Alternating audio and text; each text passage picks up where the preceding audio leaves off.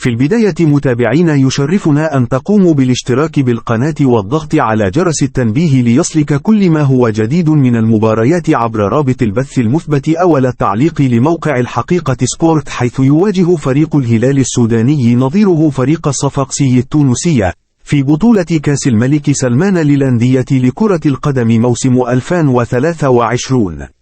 ملعب مباراة الهلال والصفاقسي بينما يستضيف ملعب الطيب المهيري مباراة من العيار الثقيل، حيث تجمع بين فريق الهلال السوداني بنظيره فريق الصفاقسي التونسي في بطولة كأس الملك سلمان للأندية لكرة القدم موسم 2023.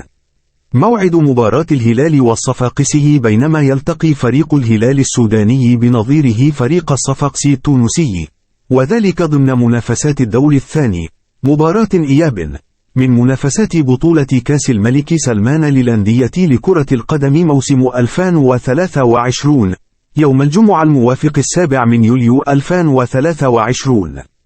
بينما تذاع مباراة فريق الهلال السوداني بنظيره فريق الصفاقسي التونسي في الدور الثاني من منافسات بطولة كأس الملك سلمان للأندية لكرة القدم موسم 2023 عبر قناة الكاس.